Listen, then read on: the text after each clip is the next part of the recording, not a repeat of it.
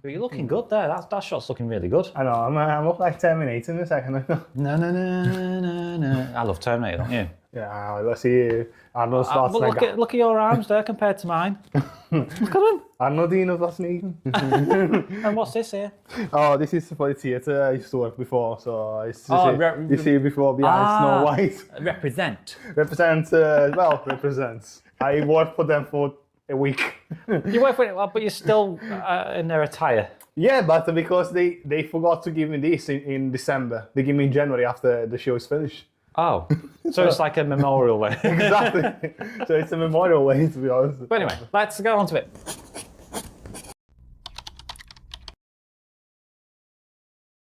Hello everyone, welcome back to a brand new, well it's not even brand new, this is something I've done before. I used to do loads of interviews back in the day, but people might have forgotten.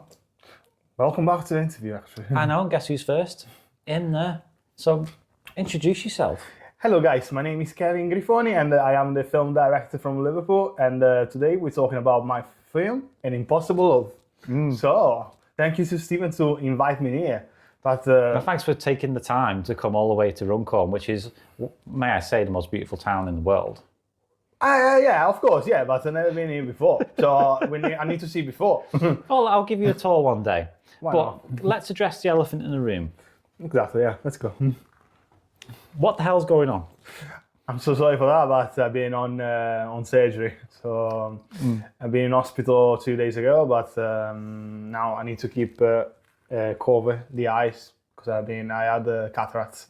But I mean, because my vision was blurred before, but now slowly it'll be coming back. Is this something that's a medical condition? Yeah, no, it's just in a few weeks or in a few months I'll be back perfect, to be honest. I'll be back normal. It'd be good, but it's good for the podcast because we can just show you on the thumbnail looking like epic. I know, I'm looking like Terminator at the moment, but Well, to be honest, the Terminator didn't really hide it. I know. He had the glasses, but you can see a little red dot. Yeah, of course. I can see like that. To be honest, you can see me, can't you? Because I'm in sort of. No, I can still see you full anyway. So. No one can miss me, can they? Oh, I know, Stephen. It's like a famous person in a second now. I'm not. Don't go that far. But I'm heavenly to look at, aren't I? Oh, of course, yeah. Wow. Yeah, I'll put the heavenly soundtrack. You know, like oh. That's what we like. Anyway. I love that soundtrack. I just can't resist using it. But incidentally, if you want to be in that spot, if you've got a story to tell, if you want to have a laugh, show off what you've achieved, come on, click on the link below, stephenjholloran@gmail.com, and you could be right there. Yeah, if you come in here, you're gonna tell your stories, be yourself. Stephen is a great guy, actually, to talk to about your stories anyway. Yeah, so, and there'll be no mention of any naughty music this time. No, we don't talk about naughty music. But if you want to follow me as well on Instagram, my future production company is called An Italian Dream Production. Link in the description. Link on the description as well. So you can see what we do anyway. So we are independent film company, and we're making short film and TV series and we try to make more stuff anyway. Try to give more chance to the people that want to work in the film industry anyway. Absolutely. When you're doing that, you're doing a really good job highlighting good talent. Well, we're working so hard to get new talent anyway. But you're doing a really good job. It's been taking like a few months to find the good talents, and now all the people that want to work with me. So has that process been easier or harder than you thought? For the first time, it was hard, but now when we're done Impossible Love, all the people that want to say like, I want to work with you, Kevin. I want to please. Oh, I bet. And we'll touch on the Impossible Love, and Impossible Love, isn't it? And Impossible Love. Yeah, we'll touch on that in a sec. But I just want to know more about you in particular. What's your background? What's your name? Where'd you come from? So okay, I'm originally from Italy, so I'm born and raised in Italy. And so now in Italy, English name they come usual. So I know like I'm coming from like a mixed race family. My mom, she's from Nigeria, and my dad is Italian. Oh, they know that. My mom decided to give me an English name, but I'm not. So like I was preferring Italian name, but at the end of the day, it's a name. Well, like Stephen, we mentioned this off camera, didn't we? That, of course, yeah. Is someone trying to call you? Yeah, this is my friend from Glasgow. Turn it off, or turn it on mute because it'll keep distracting No, you. it's a mute, but my friends, it's just noise. But I would say... So Kevin is a good name. So Stephen as well. Stephen with a PH. Yeah, but when people they just looking at me, it's like, why you got an English name, but the Italian got an English name? It's like, I need to explain behind, explain background anyway. But, every time you have to explain it. Like. Yeah, just being I like to explain my background stories, but most of the time, like I am originally from Italy, and the worst things is it's like they make a mistake on my surname because my surname it's a full Italian. So they make a mistake. They put double. How's it pronounced? No, Grifoni. Grifoni. Say it. Grifoni. Break it down. Grifoni. So Grifoni. Grifoni. Oh God, my lips are terrible. I know some people they put double F. Sound like a griffin, but it's not griffin. Gryffindor. No, it's a Grifoni. So it's. Sounds so great. I know, but it's not the way I say it. No, it's most of the people they make a mistake on my surname, but it's usual. You know what I mean, like that. Yeah. So I'm not get offended. Grifoni. Grifoni, yeah. I'm getting there. Yeah, slowly. You know what it is? It's like with me. I always have to sort of say things like a newsreader. Yeah. If I'm having problems, like my pronunciation problems are, I don't know if you've seen once, but I said chimley. Chimley. I had an L to it for some reason. Chimley, yeah. And to say it right, I have to go, chimney. But at the end, I'll go struggling sometimes with some surname, sometimes like an English surname, like for example, I remember I used to talking when I was in location marshal in Liverpool. I asked someone looking for this lady called Bonnie. And some people was thinking I would say bunny, like a rabbit. So I was like, no, Bonnie. So bunny. Yeah, Bonnie. So I was like, do you know these ladies called Bonnie? I was like, okay, it's a B. This okay. I'll just write it down. So that's the name. It's like, oh, okay, yeah, you know that. Talking about my background original stories, actually, I started with my granddad making like a wedding videos with the old camera styles, you know. Well, like the VHS the VHS camera, right. like that. So I used to like going with my granddad and watching on the camera. What age was that? So you're 14, you said? It's it started at age 14, but it was before age 14 as well because I was a child actually, and before like going to age 14 as well. From age 14, that's where I start to be. I was like, I want to direct some films, but first of all, I want to start. How did you know that? How did that come because about? So basically, me and my dad as well. We went to the cinema. Like sometimes we're going to the cinema watching films. But the one day I was with my friends. We went to this place in Italy, in the north of Italy, and we was watching because I went to the theater watching this play for this girl who was very younger, and basically I started to be like, I think I like to telling stories behind the camera. But first of all, I would say I want to do directing on theatre, but after that, like you know what, I prefer to telling the story behind the camera because asking to the people, so I say to the people like you need to stay in this position and camera is rolling like that. So be more like very conscious with the actors as well. So give like a good time to the people to say I love this. What kind of film you like? So when I was a kid, I was passionate on films every time. Yeah. So, and soon growing up, age 14, I went to high school. And after moved to high school, I moved to UK with my family. Yeah. And I was looking for a course, like a film course. And I went to Stafford College. Oh, nice. And that's where I went to promote the film An Impossible Love as well, because that's where we started making loads of promotion as well. And Stafford College, he gave me my first step for film. And so from that, I started to get like some experience in camera. see what was my best views I can do, maybe camera guy or producing or directing like that. So I found more directing was my street as well, and producing as well, because I am more like a leadership as well. So I like to be in a leadership as well. Yeah. And at the end of the day, I was in college, and I was making a documentary about a promo video for all the international students. They coming from a different country in Stafford College, because it was for my assessment in college. And from that, I started to making a friendship with loads of the people of international, especially my friend Kranti now. It's in Glasgow. So we're becoming a very good friends, because I was finding for many international people. I found 2 Italian people as well. So I was like, that's great. So so easy language for me as well. So when I do an interview, and I met loads of people, French, people from Netherlands, Philippines, Spanish, Brazil, and many people in Moldova, Bulgaria. I've got these 2 guys. Actually, I make an interview from Bulgaria. That's the funny one, because they was looking at, they was like, Kevin, thank you so much for taking me out from that lesson, because it was boring. I was like, I need to do it anyway, because I need to make. But after I finished Stafford College, I take a break.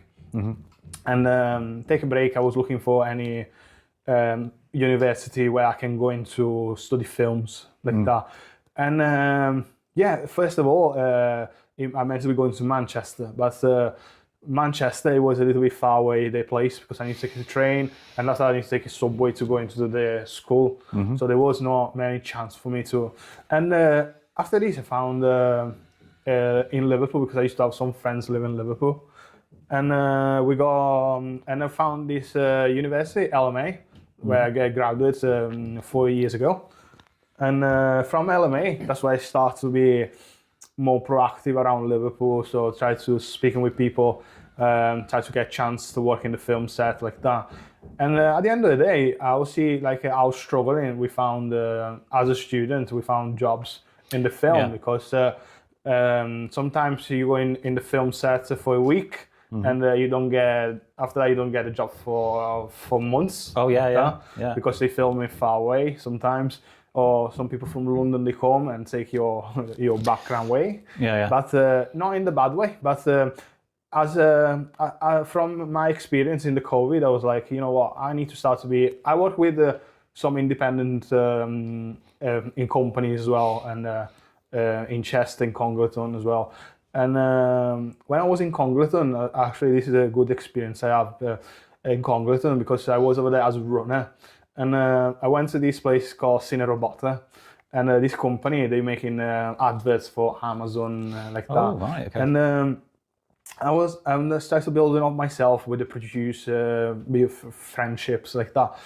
And then after that, I started to be working on location marshal, but I see how many struggling. So I say like, you know what, I want to do something for all the people, just to give a chance to working on the film set, even if it's a small, doesn't matter. But we need to start to be, because I see loads of people like complain, say like, I cannot get a job in films, I cannot get a job in here.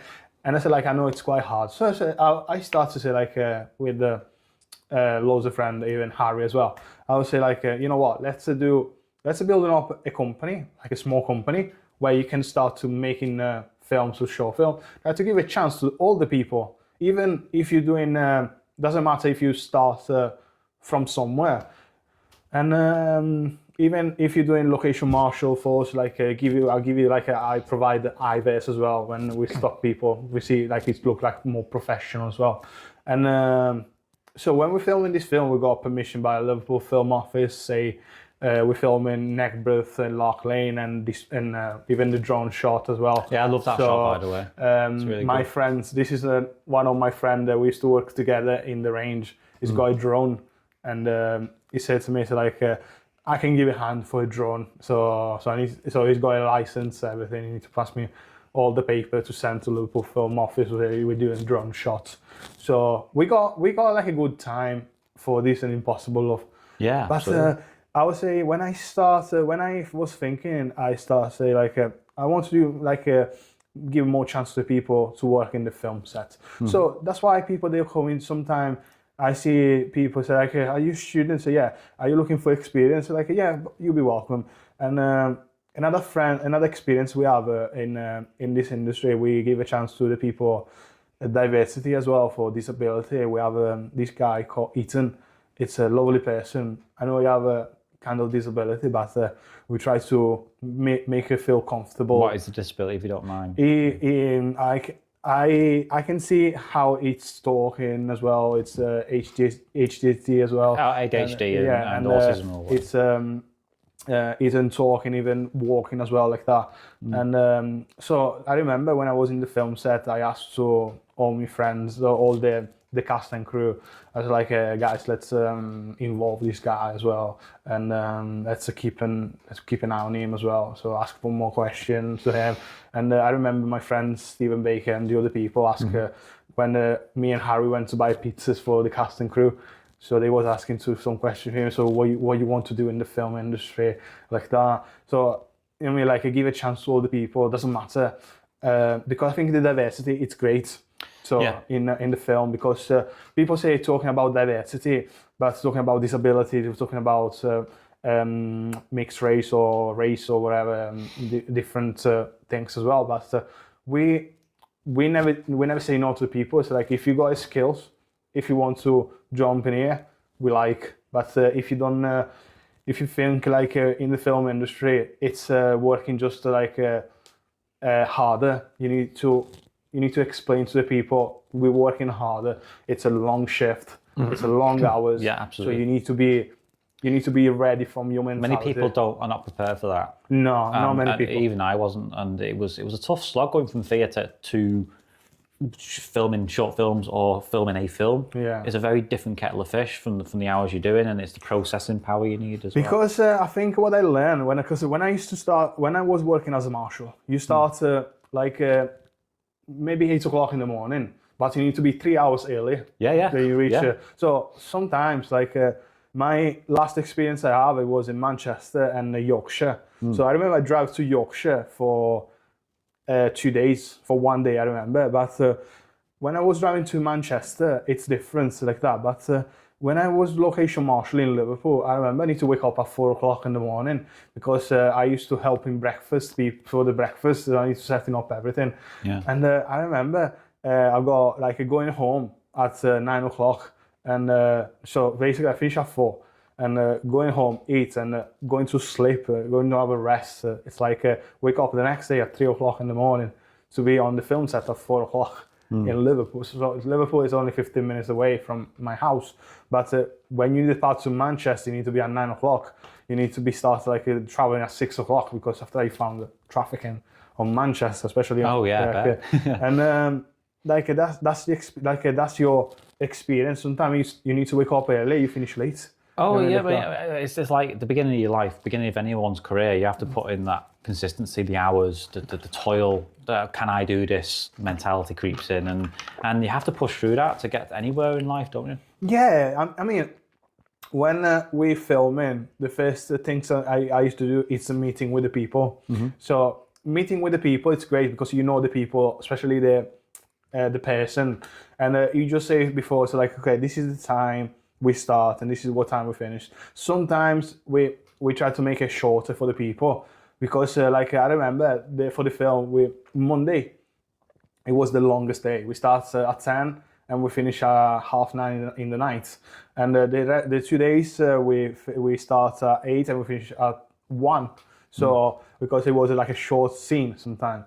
But when you got like a long scene with actors, extras, you need to. So it's good like that, but you can see all the people what we do anyway. But for me, when I making a film, I'm not making the film just to say like, I want to become famous, but it's just because I want to give a chance to all these people to see how we're working anyway. We're not just to prepare them when if they have a chance to work in the film set, how is the hours? Because sometimes you go into the film set and I hear some stories, like loads of people, they walk away after 3-4 hours, they run away because they don't want to do long hours.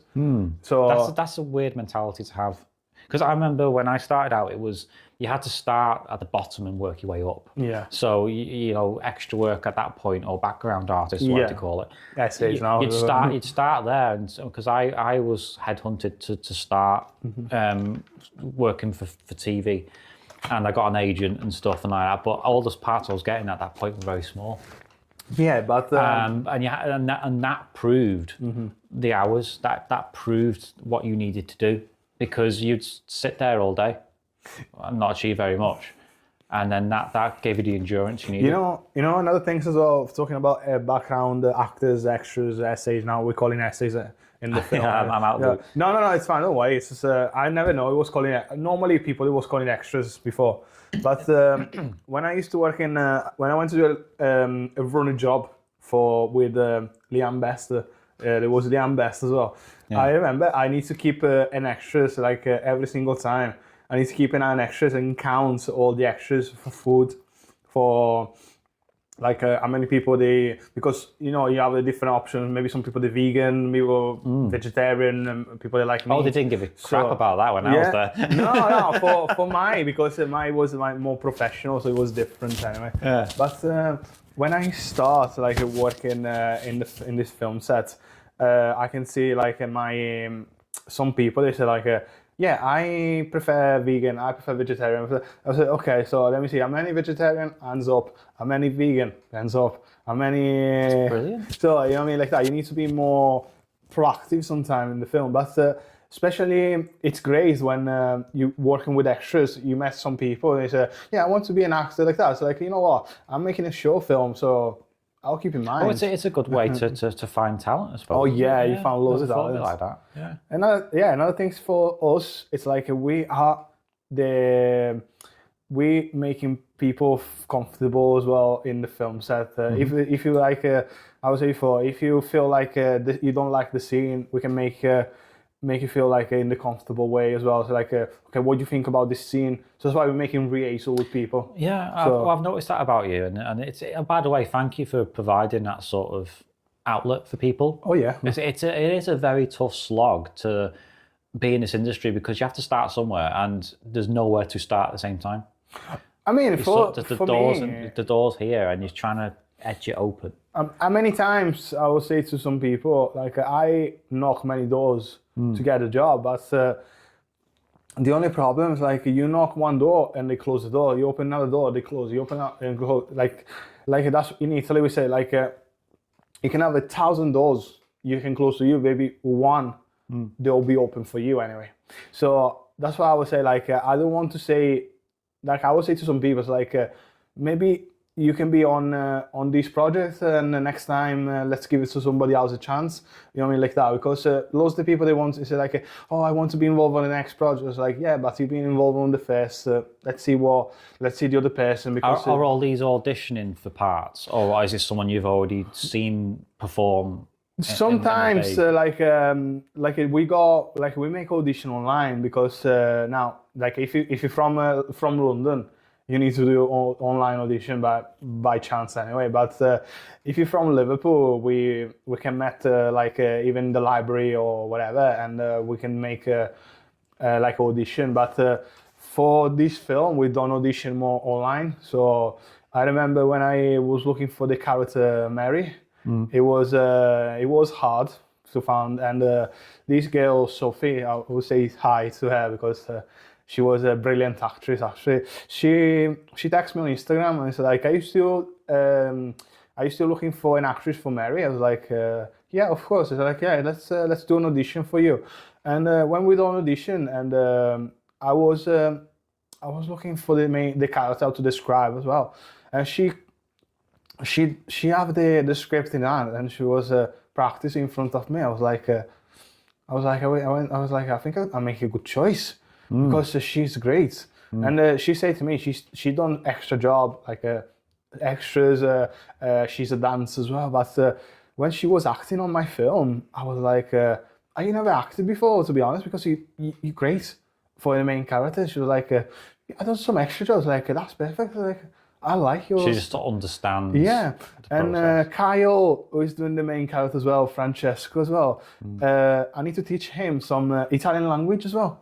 because because I was teaching him how to say hello mom, hello mom, how's dad in Italian, and I was I was telling it to him. I was like, okay, you need to say like that. So we was practicing for a few days, and to be honest, from like a person that hasn't never had an English language, an Italian language, so he's done very well. I mean, like that.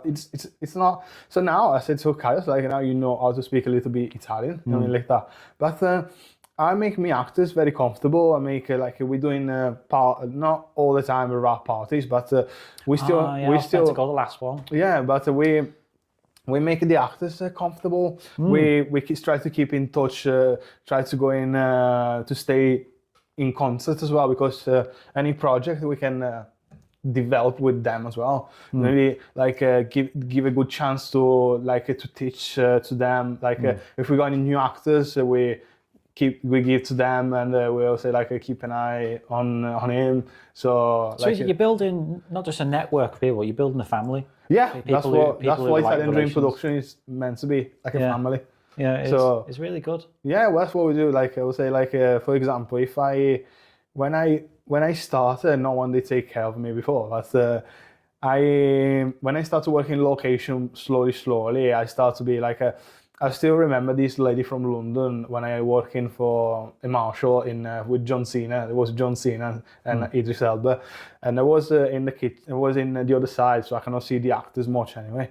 And I remember I was this lady. She said I'll take care like my son anyway. So I was like, thank you so much, appreciate for that, because one day when film finish, sometimes it make you cry, because you're working with some nice people, and you see some of these people, you try to build more friendships as well, and you cannot see them anymore. Maybe you see them in the future, but you don't see them before. Yeah, it's the curse of this business, isn't it? Exactly. So I remember I cry when it was finished this time, and this lady, she was looking at me, like, Kevin, don't worry, I'll keep it here. On my heart, and I was like, I appreciate that. You see, that's great, isn't it? When you get that sort of connection with someone through this industry, which is very fickle. It can be very nice and heartwarming to have that positive reinforcement, that positive connection back. That's what we like to do, and especially for in this Italian Dream Production, what I like to do is keep an eye to the people, but to say to the people, if you want to work in the film industry, I know sometimes it's hard, but it's okay for you to come in here to me and ask loads of questions, or if you have any advice, or if you have any friends that want to involve, taking him. Doesn't matter. We love taking many people we can. So that's why we try to build not just like a team, but a family reason as well, because in Italy, the family is very important. Oh yeah, that's well known. Italian, what we say, family is the first. So that's why. Absolutely. Well, that was one of the questions I wanted to ask really, because the connection between you being a producer and director, starting to make your own things, and then giving away so much to other people in terms of care and friendship. I mean, where did that start? Because you moved here and you started doing your own films, but there must have been some sort of link. There must have been, I know you say culturally, but not everyone thinks the way you do. I mean, for me, because when I was in college, I see many people coming, no, you cannot do this, you cannot do that, blah blah. So I would say you cannot talk to the people like that in reality, because when I was in college, it was hard for me to make a friendship for the first time. But why was that? Was it because you just felt a bit out of place? Or? Because I was a new person, and I was coming from another country, so starting building up a friendship from the beginning. Were you happy to come to the UK? Yeah. No, the first time, when you taking the background from where you're coming from to now is different. But I would say when I was in Stafford, because it's a small city, so when I started building up myself, it was on the second year of Stafford College. So that's where I started making more friends with the people, especially international people like that. Yeah. But when I moved to Liverpool, what I found with the Scouse people as well, it's all people is nice and friendly. Yeah. So when I was in college, when I was in uni, and I have this idea. I was afraid to make to talking about my ideas, and some people are like, "You don't need to be afraid. That's a great idea. I love it." So that's why I start to be more like a very open myself. As like, if I've got any ideas, I don't need to be afraid to talk. Makes sense. So I will say before, it starts from a background side anyway, but. After that, I started building up myself, and I see loads of people struggling, and I was like, "You remember me when the first time like that?" So that's where I want to give a chance to see your experience, what experience you have. If you make a mistake, because we make a mistake anyway. But like I was saying before, when I introduce myself with the people, it's like I'm the owners of the Italian Dream Production. I'm making short film, and loads of people come to me. It's like, "Oh, I want to work with you. I like your styles. I like your ideas." You've got style. You've got compassion. You've got warmth. You must be resonating on that. We like. I was saying before, even this singer from the Impossible Love. She was. She said to me, "It's like, oh, if you need any song, just let me know. I can give you. You don't need to pay. I'll give you for free, like that, because we're friends." And I was like, "Oh, I appreciate that." But that's why I started building up myself. I was like, I don't need to be afraid in front of the people. I was like, let's go. And that happened at a very crucial age, because, like you say, you moved quite young. You started to have these ideas, and which is fantastic that you've been able to sort of know your life so early on in the process. Because for me, I didn't have that. When I was growing up, I sort of was like fumbling. I knew I liked performance and acting, but I had kids young, and then it lost track of it. I understand. So it's nice to know that you came here, and it's a big change moving from country to country. Yeah. And adapting so quickly, finding your feet. I like what I said before. What I like for me, I never give up on my. Well, for example, even if I was not here, if I was in another country, it was the same. I mean, like that. Never say never. You know what I mean, like that. That's what I say before. Never say never to the people. Just be yourself. Be nice with the people, because if you be nice with the people they can remember yourself as well. Because like I was saying before, like now there is another person. I was to say thanks to Stephen Baird as well. He wants to make his play as a short film, and he said to me, "I need a director. Can you please direct my play as a short film?" I was like, yeah, why not? Because it's a great for my Italian Dream Production to building up the website, to building up Instagram, to building up the views as well. Because that's what we do. You know, what I mean, like that. It has to be done. Yeah. But that's what I like. But also, it's clear that you love directing and producing. Oh, my favorite director. When I was in Italy, I used to love like these guys called Dario Argento. He's a master of horrors. But after I started to be going behind Steven Spielberg as well, because Spielberg has got like a nice experience. He started when he was kids, and he growing up very well. And after that, I love Pasolini. Sorry, Fellini. Fellini is another director I like, because he starts with nothing. And he growing up himself, and he was with this Italian actor, and they said like one day I'll become one of the famous directors like that, and it's becoming the famous now. So now it's gone, because it's passed away now, because but there is another person I love the ideas, because I went to America 2 years ago. I went to see my auntie, and in Georgia there is this person. It's called Tyler Perry's. So he's building up Tyler Perry Studios, and this guy, my auntie, she was telling me the story. He starts with nothing. So he's a filmmaker. He starts as a filmmaker like that, and as an actor as well. So he's building up himself slowly. But even if you're doing an experience, he used to sleep in his car. He doesn't have a house. And after, he used to work with his dad as a carpenter. And now it's one of the biggest person in Georgia. He's got like a big, massive studio. It's like think about OL1 in Liverpool 1. Yeah. That's all the studios. Nice. That's tantalizingly sexy to sound. That's what I said before. Like when I went to America, I would say to some people, like, I went to these studios. Like, think about all Liverpool 1 plus the Queen Square station and the end of the Paradise Street. Yeah. That's all the studios. It's like Candyland for actors and producers and directors. You can drive around. Oh, that's brilliant, isn't it?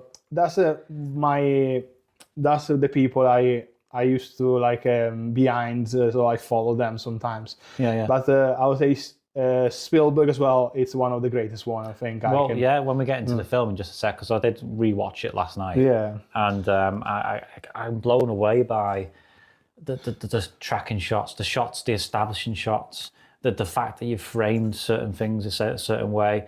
One of my favourite shots was at the waterfront, and you can see the clouds and I love the way you crafted it, because you didn't have to do it that way.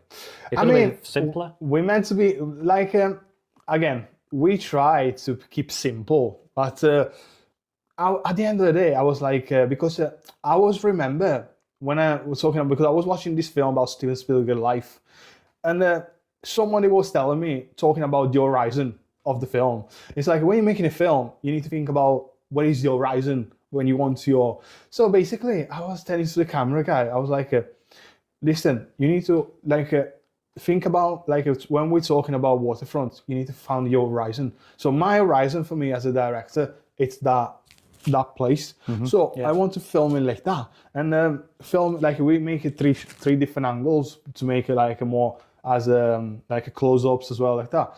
But I was trying to make more extras, and some people say to me, no, we don't need an extra, blah, blah. It's like, no, we need an extras in here. But I mean, at the end of the day, we make a good shot. That's what we like on the waterfront as well. But the attention to detail in each frame that you've got, I just love the fact that a simple scene of someone talking is shot in a way of depth. There's depth to each shot. Yeah. And I enjoy that. I enjoy the fact that I can see. I mean, even this, you didn't have to do that. So yeah, I was prefer to do like a drone shot because I want to see Liverpool in the high.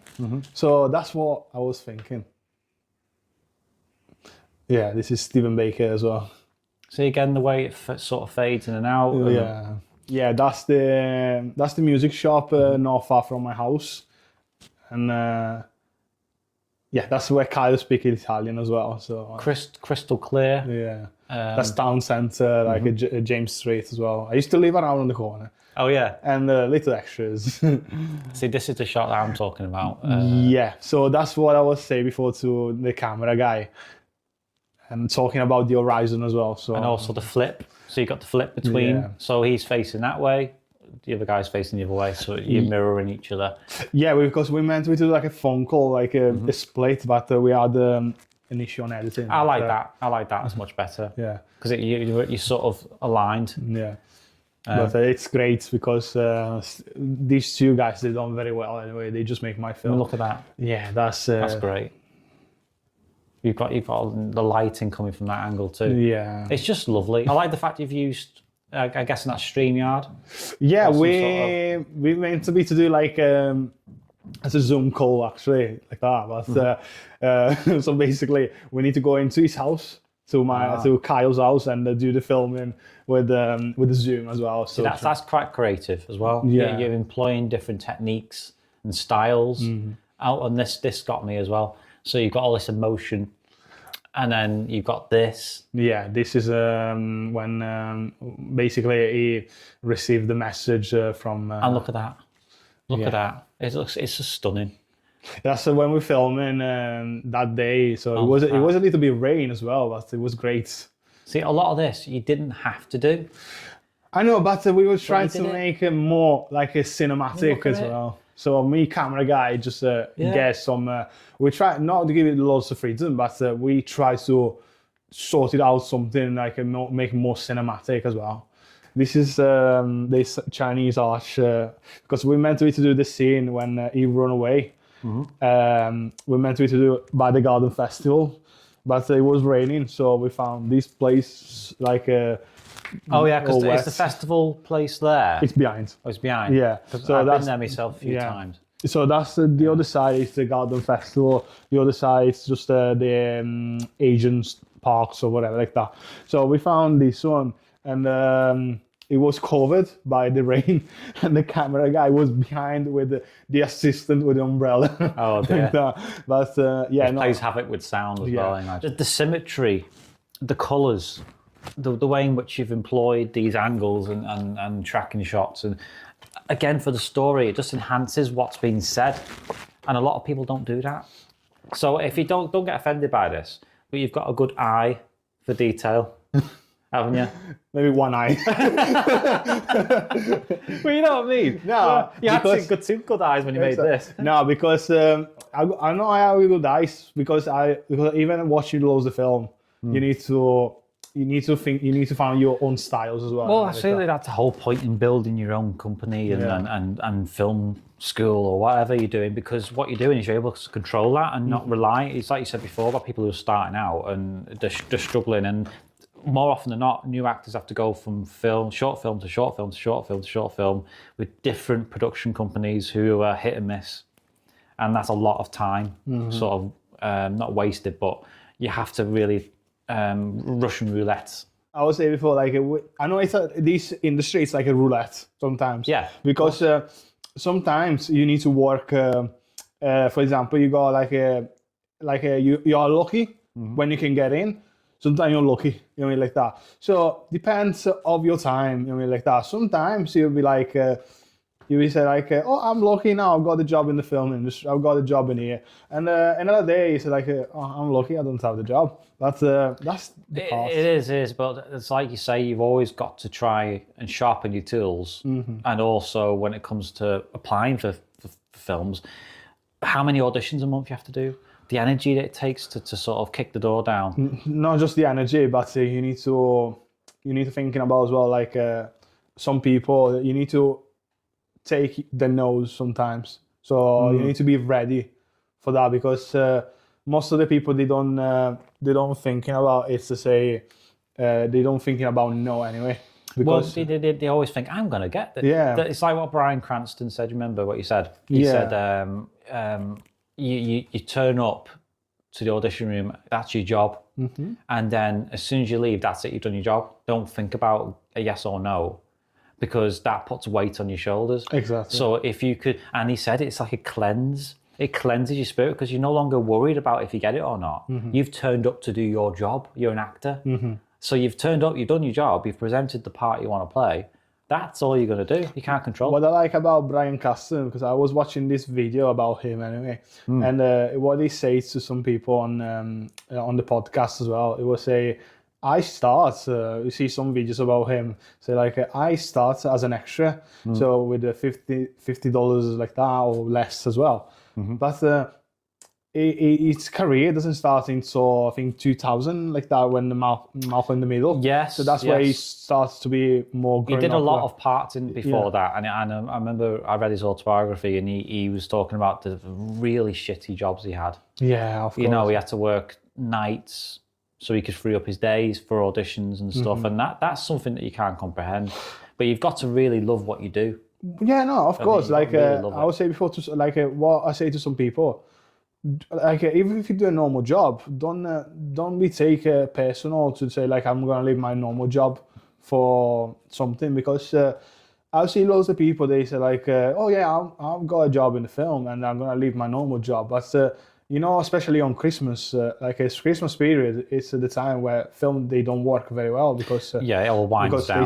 They stop for a bit, and January is a good time for audition as well. But when I say to some people, so like doing like any normal job, like even if it's part time or whatever, but try to get something behind as well, because at the end of the day, you try your best. Like even all these actors I met, they and me as well, we doing normal jobs. Like Sophie's working in the restaurant, and Stephen Baker is working care home, and I'm working for Iceland. Ooh, care home as well. That's demanding. Yeah, I'm working for Iceland as a driver, and you know what I mean. The other people they do a normal job. The camera guy's working for Sainsbury actually. So like we need to survive. We need to think about the reality. But you've also got to have a realistic expectation of what you can achieve and how you can achieve it. And more often than not, when it comes to me, I tend to sort of run before I can walk. and even though I'm realistically going, right, I can do this. This is great. And it's why I've took my time with this channel, because I'm trying to sort of find a pattern that works and run with it before I stumble. Exactly. You get what I mean? But for me, I would say before, like even if you're watching this film on YouTube, you're gonna be love it actually, because I would say to my friends as well, even my Italian friend, they don't speak Italian as well. When they see this film, they say like, "That's look great." So it's amazing because they see the English straight as well, because they've never been to UK, especially like even I showed to my grandmother as well, like or my dad like that. My mom, she loved it actually, so I would say thanks to my mom. She's so proud. Yeah, she was very proud of my mom when she see the film. She was very happy for the film. But I would say before, like this is what we need to do. We never give up on the dreams. I mean, like that. But sometimes you need to stuck on the reality. You need to say like, yeah, that's my dream. But let's work in before you come into the dream. There's tiny steps that lead to that. Yeah, like a baby steps to sort of like that. Yeah. But for me, I would say before I started with nothing. I started with my own camera, so doing by myself. And after that, my first short film, again, it's called One Friendship, 2 girls. So I auditioned with 2 girls. And my friend, he was a YouTuber as well.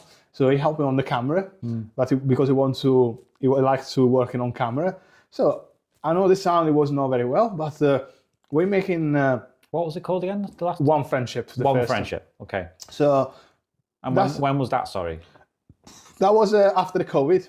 Oh, so 2021, 2022? 2021, 2022, like that. Yeah. So when I started making this audition like that, so I auditioned for these 2 girls as well.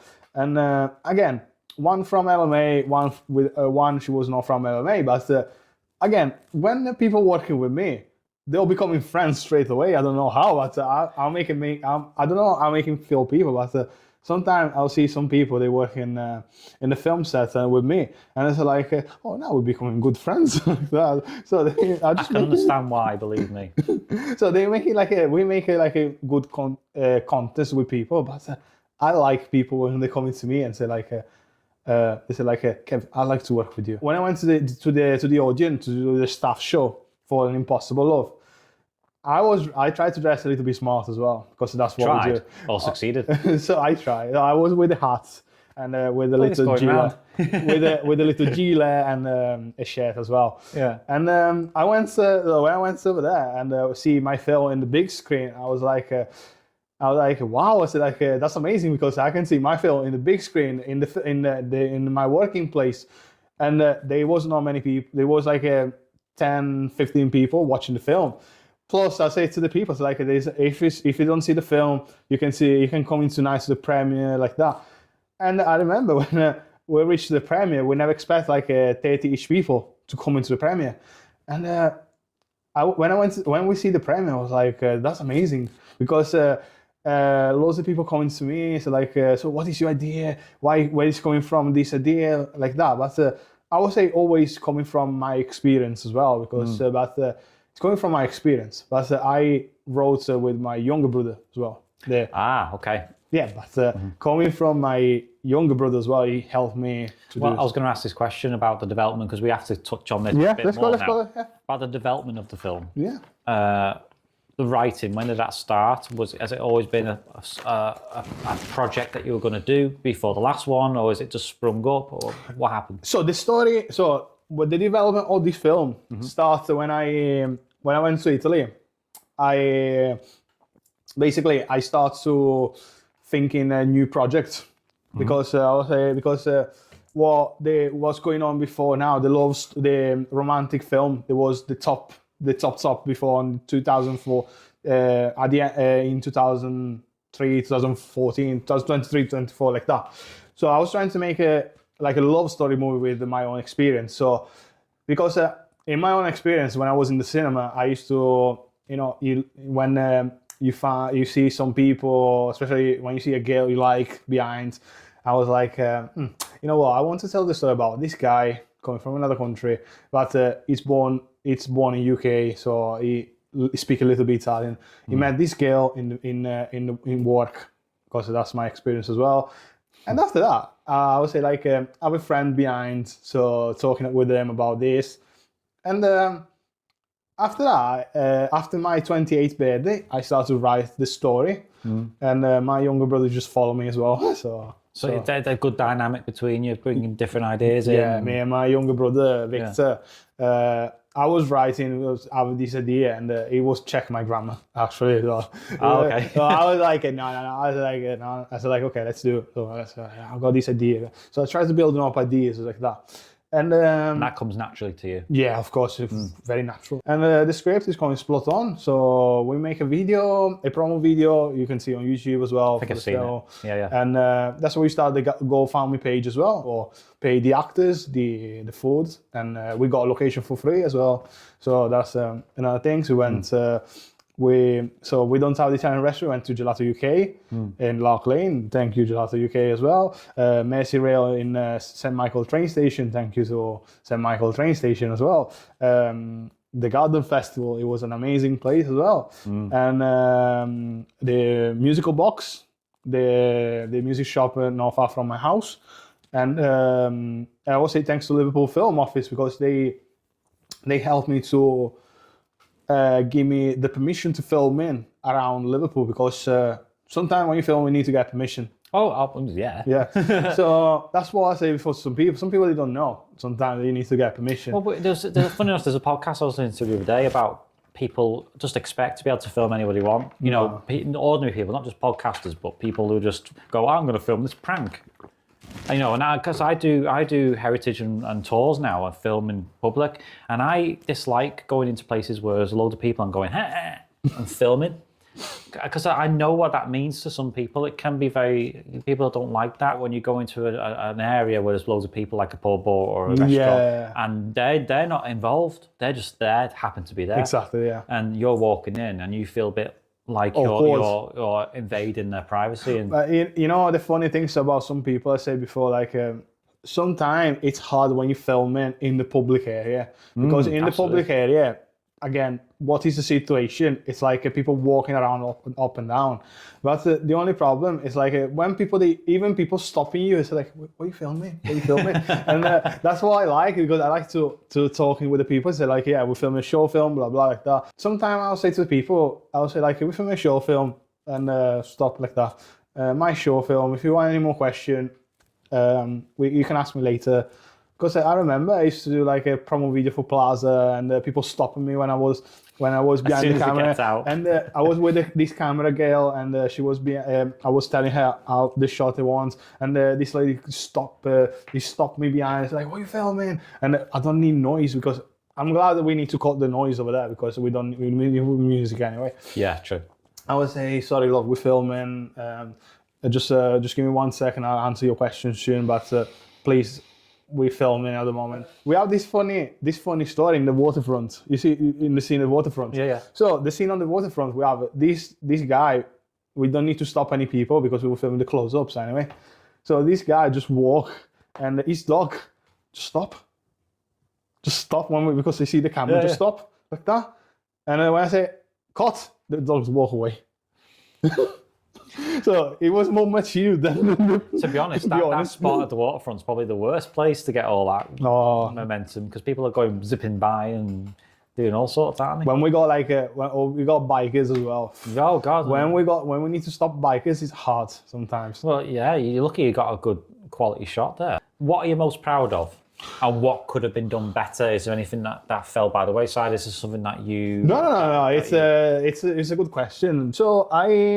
So what I like about this film, it was the location, and maybe we need to thinking about like to get big crew as well, especially in location as well, and maybe as well we need to work in more on. We need to find like a spot on editor as well, so they can when you need to speak with him. And have like a person behind, so met him face to face as well, the editor. Because with my editor, we was making a far away distance, so we was talking on the phone, and it was very bad for me anyway because I get that, yeah. Because I prefer face to face. Yeah. But I'm so proud for location, for the quality as well for the crew. It's knitted together so well. So anything that you learned from the previous project has really been upped in That's this what one, we do anyway. and it's hit its stride really well. You've done a good job. For me, like I was saying before, like the location we found, it's great. My friend's house as well. When you see the murder scene as well, that's another sad scene as well. But I always, when I rewatch many times my film anyway, when I see this bit anyway, I say like I think this was one of the best scene we can have in the film. I'm so proud for this film anyway. You should be. I'm very proud. Like even some people say like you should be proud. It's like of course I'm proud anyway. Well, yeah, what I like about it it demonstrates competency in what you can do and develop. Yeah. As an idea, as a concept from start to finish, and I like the fact that I can watch it and feel safe that everything's been done for the right reasons and it's enhancing the right... we are younger guys and we building up like a short story coming from like that. But at the end of the day, like we want to make films make it more realistically, the film, because even I understand if you do like a sci-fi or whatever, you need to be more fantasy like that. Horror as well like that. But when I'm doing dramas, I'll try to be more realistically, because the drama is the reality you can find anyway. So that's what I say before. Now after this, we got another project as well. You've made it look so easy. That's what I want to say. You've made it look easier than it actually was. You've done a good job in developing it. And let's touch on Harry a minute, because I think I owe him a shout out. I mean, you met Harry how long ago? And he's obviously been valuable to the project. I mean, you can see this is what he would recommend for locations. I remember when we started filming, it's like I'm looking for a location like that, and it's like you know what, I've got in mind some location behind my house. It's called the Garden Festival. The first time I never heard this name before, because I never been in here before. So I was thinking the Garden Festival. I was thinking it was like a place where all the clowns live. Exactly, all the festivals, like all this place where you do like music like that. And he said, like, no, it's like a park. Okay. It used to be a big thing, and it's obviously now it's going closed. Small. So he showed me this location, and I went to that. So like, okay, and that's like, what do you think? I said, oh, I like this spot. So it was next to his house, so every time we don't need to, so found like a car park. So it was easy because you got a car park. So you don't need to walking around. You don't need to drive too much far away. Or like I found an easy location as well, so you don't need to move your cars every single time. And at the end of the day, I was so we becoming a good friends after the Don't Give Up, and I would say to them, like, yeah, let's make more films. So let's start. It's a match made in heaven, really, isn't it? Yeah. Because I remember. I mean, funny enough, when I took him for an interview once for a radio station that I was working at the time, and one of the things we tried to illustrate to him, because he wasn't really focused on behind the scenes at the time, like theatre or behind the scenes, and I said to him, look, it's invaluable having that knowledge and wisdom. If you want to approach this industry, go behind the scenes, because it works so well. No, I think for me, he's doing very well. He's doing fantastic. I'm so proud of him. He's very, very good at putting one and one together. So if he's brushed up against someone and happened to contact them, he understands how people. I like it. I like it. It's a motivation as well. Because, yes. Because when I talk to him, I would say, for me, Harry is like it's one of the brother I never had before. So behind the scene, and when we talk and we had a good laugh, but with the other people as well. But I would say like I have loads of we start to be nice and friends about to be filming, because he was an actor, and after I want to learn the behind the scene, I said to him, it's like, come behind to me anyway, so it's good to help me as well. We connected for the same reasons, and one of my frustrations is that we're going sort of the opposite way when it comes to performance and what we were going to do, and I really wanted to help, but I was out the industry now, so finding you has been an absolute godsend, because what's happened is that you both resonate at the same level and you both can enhance each other. I mean, I remember when he introduced me you, actually, that's the funny story actually, because when he said to me, I've got a friend, he's a YouTuber, he's called stephenjholloran, And I was like, okay. It's like you can watch him on YouTube. It's like, Well, okay. when he was doing sketches, I used to edit them for him, just a simple. That's why he starts me. But we're going to have to wrap up the interview now because it's coming up to an hour and a half. Let's go. It's been a fantastic chat. Oh my God, especially to see my film. It's great. It's good. I mean, I'll put it up there, and I will be putting up footage on the screen so you can actually enjoy it for yourselves while you're watching us natter. My name is Kevin Grifoni, and I am the CEO of an Italian Dream production. And subscribe on the channel on Kevin Grifoni Films or Kevin Grifoni on YouTube. Yeah, on YouTube it's called Kevin Grifoni, but if you like an Instagram account, follow Italian Dream Production. I'll put all that in down below. Down below as well, because we hit the finger, this happens, doesn't it? That's the Italian Dream Production website. But it's been a fantastic. It's finally met you in person. It's been fantastic. Steve, it's been a pleasure to have this interview. Think about all these people, all my friends. They're gonna see my interview for the first time in English, actually. Oh, my really? Italian friends, they're gonna be saying, "What this guy?" They're gonna have a hard time. Who's the weirdo? Where is the Kevin? Kevin talk Italian? No, And what language does that lad speak? No, I appreciate for that. But guys, if you have any stories or whatever, come to Stephen. It's a great guy to tell the story. Come to me. But anyway, thank you so much for coming. It's been a pleasure. Thank you very much. And au revoir, everyone. See, I can speak language too. Let's go. Ciao ragazzi, alla prossima. Bye.